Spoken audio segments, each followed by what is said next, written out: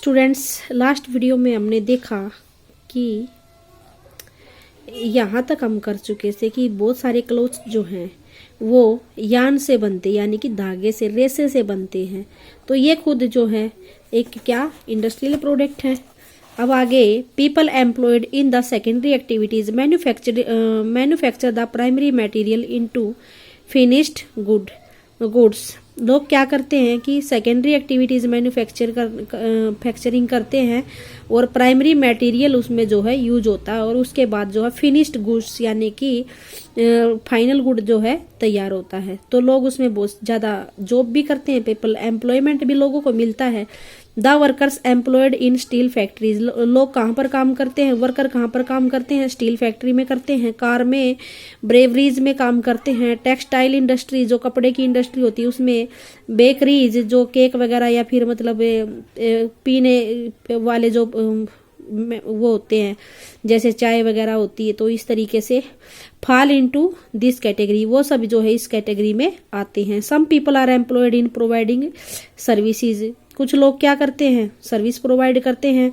In this chapter we are mainly concerned with manufacturing industries which fall in the secondary sector. हम इस chapter में कौन सी activities को discuss करेंगे जो मैन्युफैक्चरिंग इंडस्ट्री से रिलेटेड है और वो सेकेंडरी सेक्टर में आती है।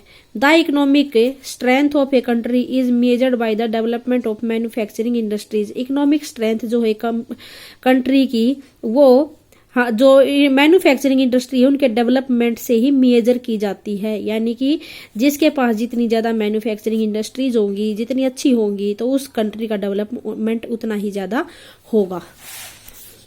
अब इसमें क्या है इम्पोर्टेंस ऑफ मैन्युफैक्चरिंग। अब मैन्युफैक्चरिंग की इम्पोर्टेंस क्या है उसके बारे में, मतलब कितना अच्छा रहता है, क्या क्या फ़ायदे हैं इसके मैन्युफैक्चरिंग के, ये भी बोल सकते हैं। Manufacturing sector is considered the backbone of development in general and economic development in particular mainly because manufacturing sector जो है वो एक बैकबोन माना जाता है डेवलपमेंट का। कहाँ पर, जनरल और इकोनॉमिक डेवलपमेंट में, किसी भी कंट्री में।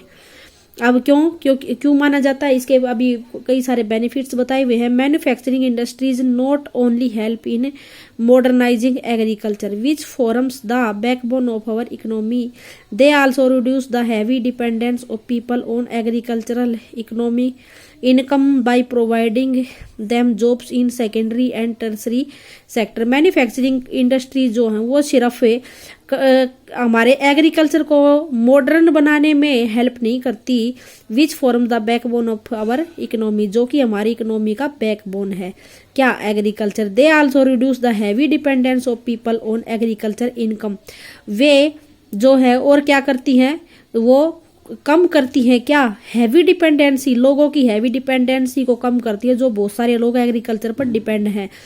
Income by providing jobs in secondary और टर्सरी सेक्टर, और उनको कहाँ पर जॉब प्रोवाइड करती है, सेकेंडरी और टर्सरी सेक्टर में जॉब प्रोवाइड करती है इंडस्ट्री। तो ये फायदा है। और अगला, industrial development is a precondition for eradication of employment and poverty from our country. Industrial का डेवलपमेंट होना ही एक बहुत मतलब प्री कंडीशन, एक कंडीशन है बिल्कुल कि इंडस्ट्रियल डेवलपमेंट होगा तभी जो है हमारे कंट्री से बेरोजगारी और गरीबी खत्म हो पाएगी। इरेडिकेशन होता है खत्म हो जाना, तभी हो पाएगी बिल्कुल। This was the main philosophy behind public sector industries and joint sector ventures in India. ये जो है मेन फिलोसफी है पब्लिक सेक्टर इंडस्ट्रीज के पीछे और joint sector ventures in India, इसके पीछे मेन फिलोसफी है भाई कि इंडस्ट्रीज होनी चाहिए। It was also aimed at bringing down regional disparities by establishing industries in tribal and backward area. और ट्राइबल और बैकवर्ड एरिया में इंडस्ट्रीज को हम अगर एस्टेब्लिश करते हैं तो इससे जो है रीजनल डिस्पैरिटीज भी खत्म हो जाती हैं कि भाई इस एरिया का डेवलपमेंट नहीं हो रहा, इस एरिया का नहीं हो रहा। तो अगर यहाँ पर भी इंडस्ट्री सेटअप हो जाती है तो जो हमारी रीजनल डिस्पैरिटी, क्षेत्रीय विभिन्नता है, वो भी खत्म हो जाएंगी। अब आगे, एक्सपोर्ट ऑफ मैन्युफैक्चर्ड गुड्स से expand trade and commerce and bringing in much needed foreign exchange. अब जो एक्सपोर्ट करेंगे हम अपने सामान का, गुड्स का, ट्रेड और कॉमर्स के जरिए, तो हमारा ट्रेड और कॉमर्स बढ़ेगा और क्या होगा, हमारे देश में फॉरेन एक्सचेंज यानी कि दूसरे देशों का पैसा फॉरेन एक्सचेंज भी आएगा, तो ये भी फायदा है। और फॉरेन एक्सचेंज की हमें भी जरूरत पड़ती है, बाहर से कुछ खरीदना पड़े, तो इस तरीके से। अब आगे, countries that transform their raw material into the wide variety of finished goods at of higher value are prosperous.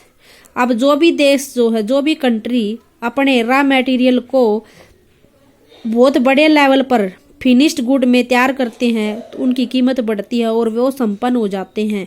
India's prosperity lies in increasing and diversifying its manufacturing industries as quickly as possible.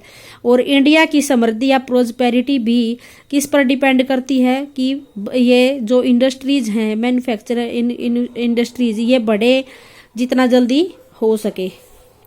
अब आगे, agriculture and industry are not exclusive of each other. अब agriculture और industry एक दूसरे से बिल्कुल अलग नहीं है, क्योंकि जो एग्रीकल्चर से रॉ मटेरियल मिलेगा तभी तो वो इंडस्ट्री में जाएगा, तभी तो इंडस्ट्री कामयाब हो पाएगी। They move hand in hand, वे एक ही सिक्के के दो पहलू। हैंड इन हैंड मतलब एक ही सिक्के के दो पहलू, एक ही बात है दोनों की।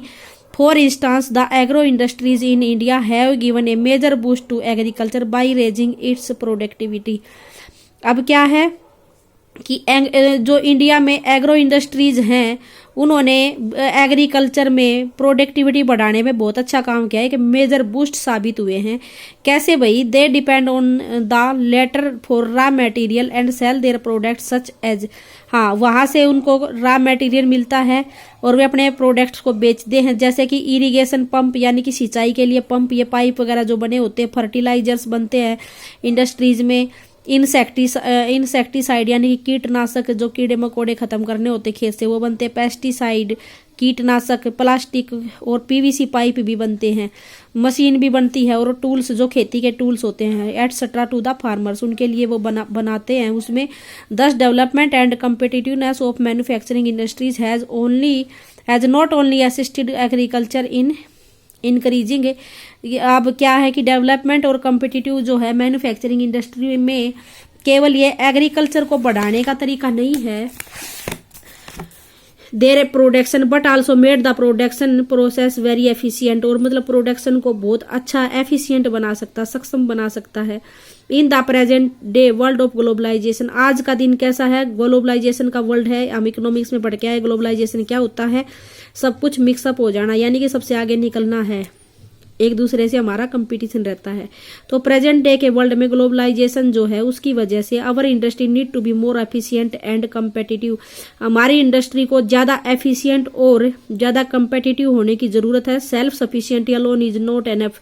हाँ, सिर्फ आत्मनिर्भरता, सेल्फ सफिशिएंसी मतलब अपना अपना काम चला लेना, ये अकेले काफी नहीं है। Our manufactured goods must be at par the in quality with those in the international market. हमारा जो मैन्युफैक्चर्ड गुड्स है वो उस क्वालिटी का होना चाहिए जो कि इंटरनेशनल मार्केट में जो क्वालिटी है। Only then will we be able to compete in the international market. केवल तभी हम इंटरनेशनल मार्केट में कम्पीट करने के लायक हो पाएंगे। ओके स्टूडेंट्स, आज रखते हैं यहाँ तक, कल यहाँ से करेंगे, नेक्स्ट वीडियो में यहाँ से करेंगे start. Okay students, thank you, have a nice day.